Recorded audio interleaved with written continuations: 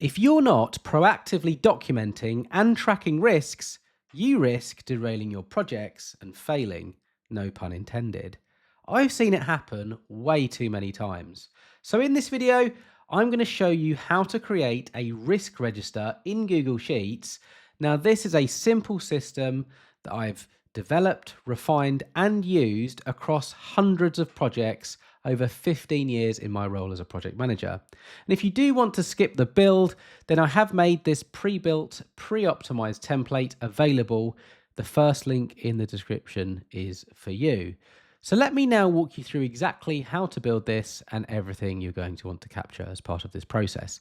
Now, one thing I will say right at the top of this video is in terms of formatting, you may want to edit this depending on your organization, your brand colors, just things like that. So as an example, it could be the font that you're working with, and it could just be the colors. That being said, what I would recommend that you do is kind of set a background color. I've gone for a light gray. So to do that, I just selected this, and then I selected the background gray, and then I kind of built from that. That way it just differentiates the table from the rest and it looks quite professional and classy. The next thing I would do is in, say, B1, type in risk register and make that font bigger. You just want it to be very clear if you share this or if you open this up exactly what you're looking at. You can also rename it in the bottom bit here. Now let me walk you through the various different columns and why we capture them and what to kind of include in each one or in each row. So risk ID, this is really, really important for, when it comes to reporting or talking to stakeholders about risks. Every risk needs its own classification. Now I've gone for something as simple as RO1, that stands for risk 1, but you could do something different. The syntax could be different. Just make sure that this is unique to each and every risk. The next column we've put in is risk name. So yeah, just give it a bit more description as to what that risk is all about. This will usually be between 5 and 10 words. We then got risk description. That just gives you the opportunity to add further information. This is usually a couple of sentences. Risk cause, this just gives you the option and ability to document what the cause of the risk could be. So it just gives you more insight into hopefully avoiding these kinds of risks going forward. We've then got risk category. Now you'll see that this is a drop down. Now the options I've put in here, you may need to edit this depending on your industry. So we have financial, schedule, resource, technical, legal or compliance, and external.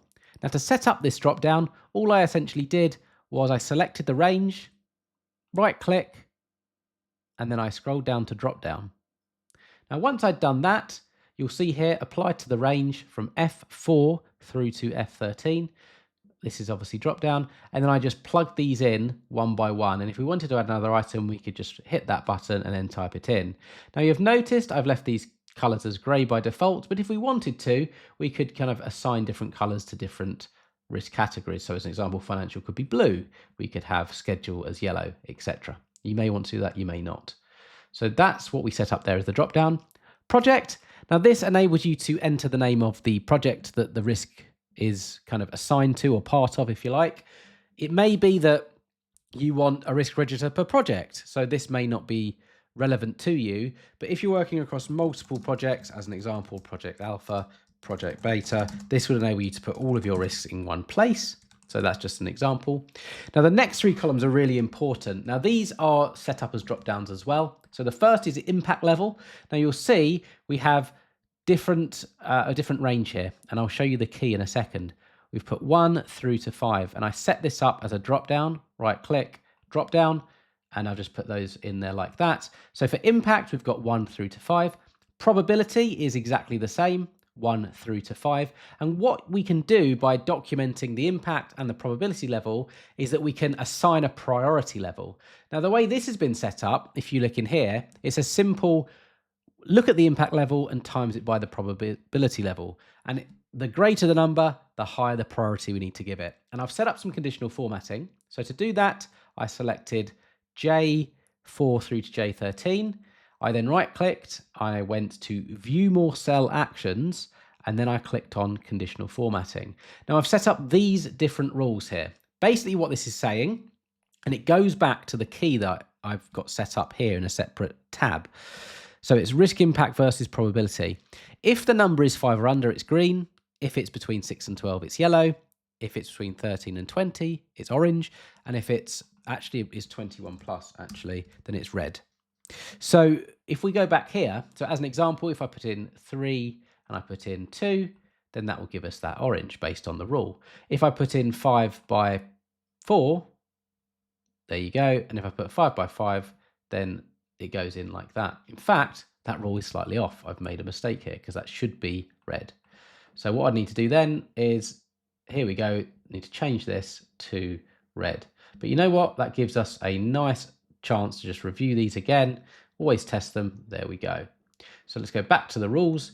Between 0 and 5 in that range is green, 6 and 12 is kind of a lighter yellow, 13 and 20 is an orange, and value greater than 21 is a red. So that all works really well. So that's what I'd recommend that you do. Just kind of gives you that visual understanding of where you need to focus. It also helps when it comes to filtering if you wanted to do that.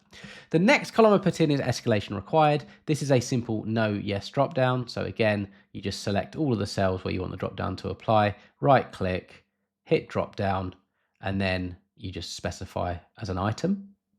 So again, this would indicate whether or not you need to escalate it to senior management. Next, we have status. Again, this is a drop down. I'm actually going to remove these. I don't think these are the best statuses for this. I'm going to remove these off, but you get the idea. Have this as a drop down, or actually let's remove the rule for now.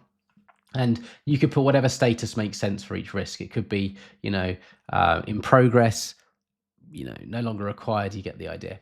Next, we've got mitigation strategy. So there's 4 different strategies we might apply to each risk. We want to try and avoid the risk. We might mitigate it. We might transfer it, or we might accept it. So these are the 4 drop downs. Again, set up like this, right click, drop down, and then set up like that, just obviously applied to that specific range. The next is mitigation notes. This is the ability to add any notes to the mitigation that you're doing. So it could be, as an example, you're going to avoid. This could be justification as to why you're avoiding it. Let's remove that out.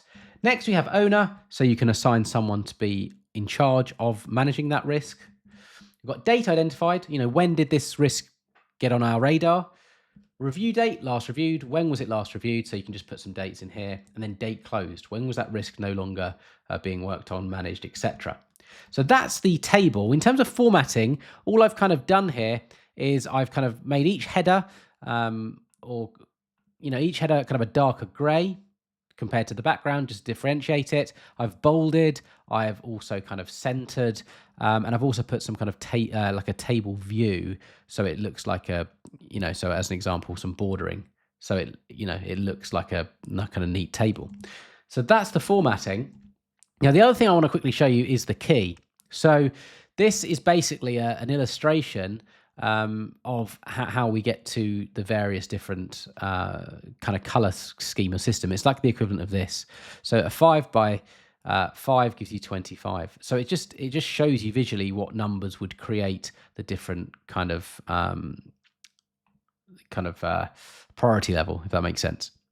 Now here, it just kind of shows you what each of the numbers refer to. So 1 is negligible. Can't say that word, negligible. There you go, better. Impact 2 is low. So 3 is medium, 4 is high, and 5 is very high.